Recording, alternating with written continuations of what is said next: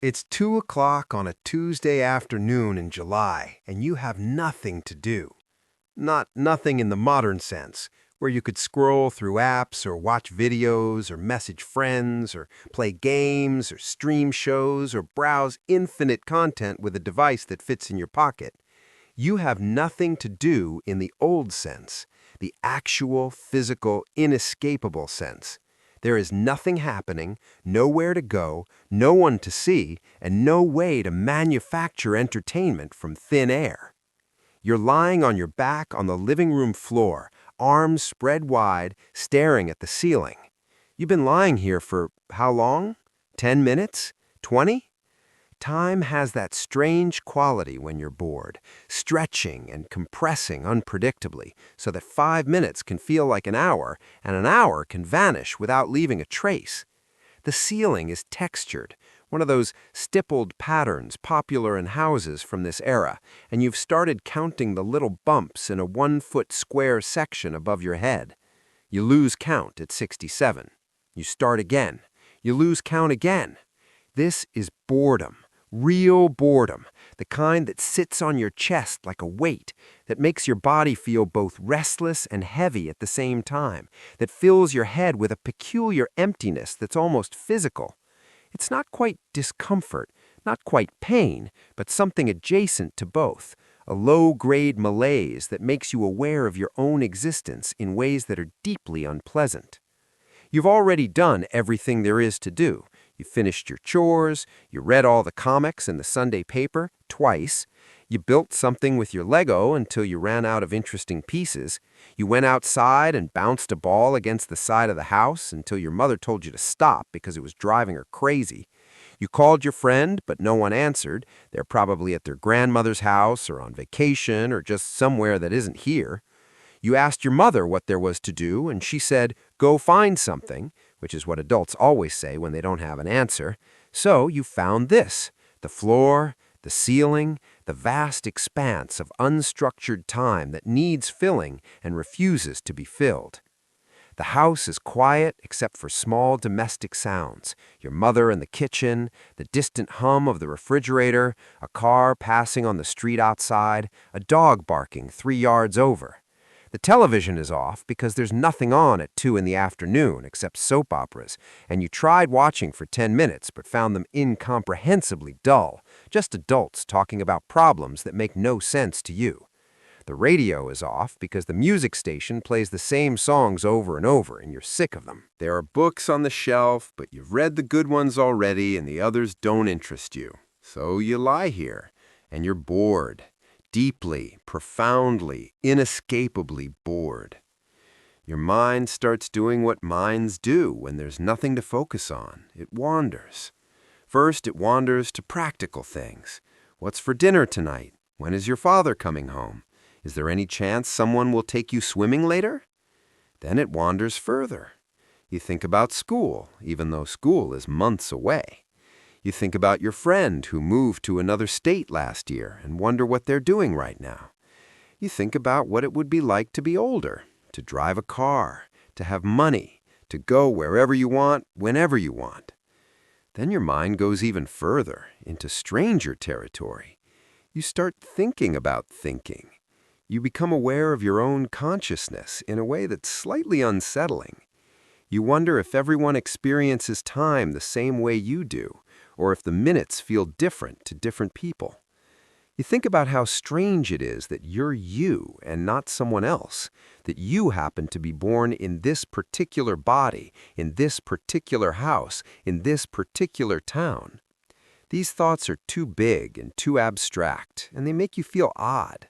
So you shake your head and try to focus on something concrete. You shift position on the floor. Your back is starting to hurt from lying on the hard surface. You turn onto your stomach, prop your chin in your hands, and stare at the baseboards instead of the ceiling. There's a small crack in the paint near the corner. You wonder how it got there. You wonder if it will get bigger. You wonder if anyone else has ever noticed it.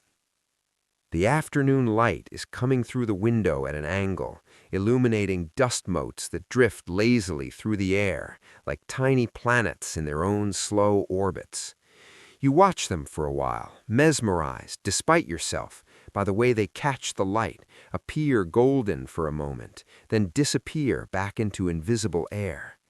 You try to catch one on your finger, but of course you can't. They're too small, too light, too transient.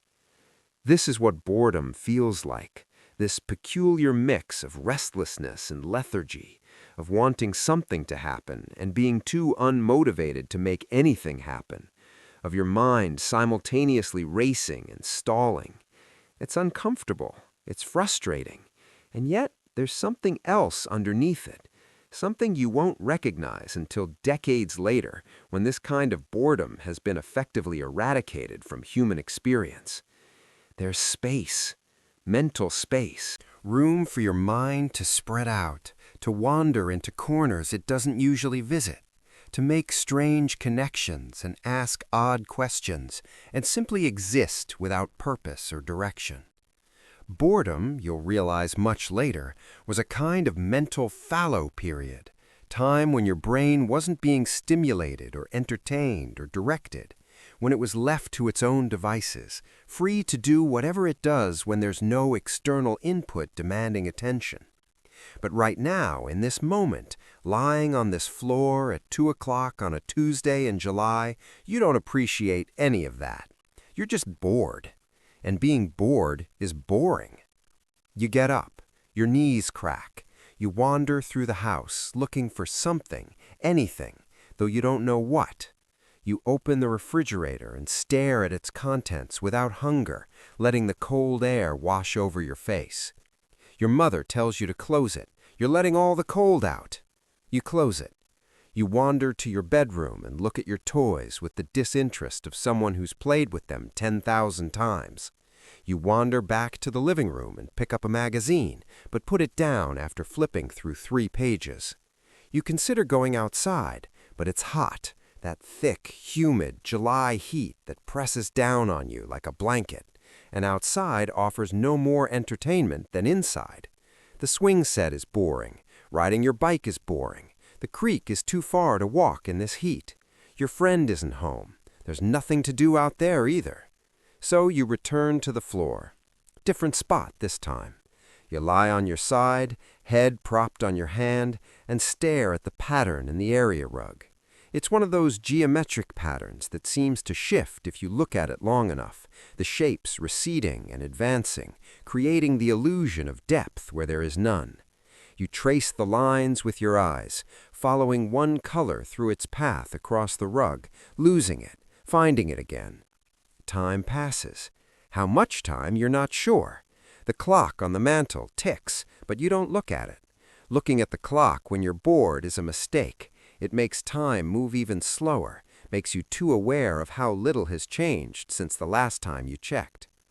Eventually, and this is the strange part, the part that doesn't happen anymore in a world where boredom can be vanquished instantly with a device, something shifts. Your mind, having exhausted all its usual pathways, having wandered through every familiar thought and memory and speculation, starts to do something else. It starts to create. Maybe you start imagining a story, an adventure where you're the hero, where something exciting is happening, where the boring living room becomes a spaceship or a castle or a jungle. The story unfolds slowly, without pressure, without an audience, just for you. You add details, you follow tangents, you let one idea lead to another, building something from nothing, simply because there's nothing else to do and your mind needs occupation. Or maybe you start noticing things you've never noticed before. The way the light changes as the afternoon progresses, moving across the wall in slow increments. The sound of the house settling, those small creaks and groans that buildings make. The taste in your mouth, the feeling of your tongue against your teeth, the rhythm of your own breathing. You become aware of your body in a way you usually aren't, of the small sensations that go unnoticed when your attention is captured by something external. Or maybe you start solving problems. Not homework problems, but the kinds of problems that exist only in your own mind. You wonder how you could build a fort in the backyard that wouldn't fall down. You think about how you might rearrange your bedroom to make it feel bigger. You consider whether it would be possible to bike to the next town over and what you'd need to bring if you tried. These aren't practical considerations. You're not actually going to do any of these things, but thinking about them occupies your mind, gives it something to work on, exercises some muscle that usually lies dormant. The thing about boredom, the thing you won't understand until it's gone, is that it's a threshold. On one side is stimulation, engagement, entertainment. On the other side is something else, something less comfortable, but potentially more valuable. When you're bored, truly bored, with no easy escape, you're forced to cross that threshold into a different mental state. It's not a pleasant state, at least not at first, but it's a generative one. Ideas emerge, creativity sparks, self-awareness dawns. Things happen in your mind that don't happen when it's constantly occupied with external input. Your mother appears in the doorway. "Still nothing to do?" she asks, and there's sympathy in her voice, but also a kind of firmness, a sense that being bored is your problem to solve, not hers. "Then do nothing," she says, which strikes you as the most useless advice in the world. You're already doing nothing. That's the problem. But she's right in a way you won't appreciate for years. Doing nothing is a skill. Being bored is a practice. Learning to exist in those empty spaces without immediately filling them. Learning to tolerate the discomfort of unstructured time. Learning to let your mind wander without direction or purpose. These are things that require practice, and boredom is how you practice them. Eventually, the afternoon ends the way afternoons always end. The light shifts, the house cools slightly, your father comes home from work, your mother starts making dinner, the structure of the evening imposes itself, and suddenly there are things to do again. Set the table, eat dinner, maybe watch television if there's something worth watching. The boredom lifts like fog, and you move through the rest of the day without thinking much about those empty hours you spent on the floor. But something happened during that time, even if you don't know what. Your brain did something with that emptiness, made something from that nothing. Maybe it was small, a story you'll never tell, an idea you'll never pursue, a moment of self-awareness that vanishes as quickly as it came. Or maybe it was larger, planting seeds that won't sprout for years, but that needed that fallow time to germinate. You don't know it yet, but you're part of the last generation to experience this particular kind of boredom. The last generation to spend hours with literally nothing to do and no device to save you. The last generation to lie on floors staring at ceilings, to wander through houses looking for something that doesn't exist, to feel time stretch so long and slow that it seems like it might never end. In a few years, maybe a decade or two, this kind of boredom will become effectively extinct. There will always be something to do, something to watch, something to scroll, something to fill every empty moment. Children will never lie on floors at 2 in the afternoon with nothing to occupy them, because their pockets will contain infinite entertainment. The threshold you crossed, the one between stimulation and emptiness, between engagement and the void, will no longer exist because the void will have been abolished. And something will be lost in that. The space where creativity emerged from necessity, the discomfort that taught patience, the emptiness that forced you to either make something or simply learn to be. The strange, uncomfortable, occasionally transcendent experience of being profoundly, inescapably bored. Today, you can count the seconds between when you feel the first twinge of boredom and when you reach for your phone. Usually, it's less than 5. Sometimes, it's less than 2. The moment boredom appears, you banish it with a screen, with content, with the endless stream of other people's thoughts and images and stories that ensure you never have to spend time with your own mind in an empty room. You have more entertainment now, more choice, more control. You're never bored unless you choose to be. And who would choose that? Boredom is uncomfortable. It's inefficient. It's a waste of time. Why would anyone tolerate it when they don't have to? But the boredom of your childhood, the real, unavoidable, seemingly endless boredom of a Tuesday afternoon in July with nothing to do and nowhere to go, taught you things that can't be taught any other way. It taught you patience, because you had no choice but to wait for the afternoon to end. It taught you creativity, because eventually you had to entertain yourself or go mad. It taught you self-sufficiency, because no one was going to rescue you from the emptiness. And it taught you something about your own mind, that it could be trusted to eventually do something interesting if you left it alone long enough, that the void wasn't actually empty, but full of potential. You can't go back to that floor, to that afternoon, to that particular quality of boredom. The world has changed too much. Devices have seen to that. But you can remember what it felt like, can recall the strange discomfort and stranger gifts that came from having nothing to do and no easy escape.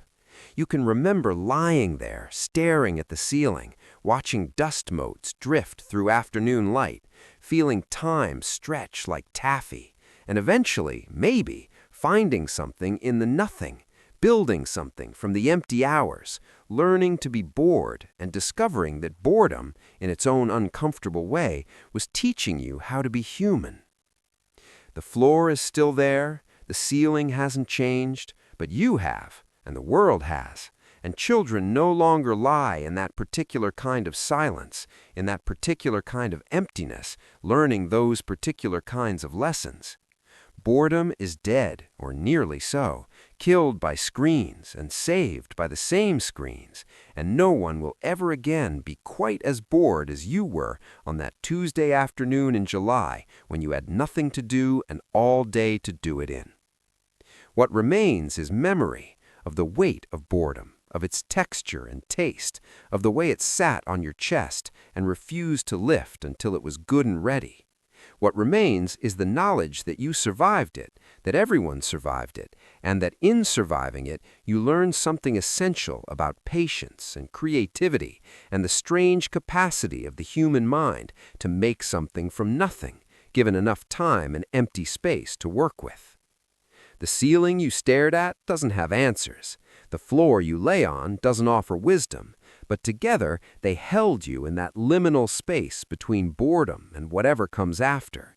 And in that space, quietly, without anyone noticing, you learned to be alone with yourself, to tolerate emptiness, to trust that eventually something would emerge from nothing, if you could just be bored long enough to let it.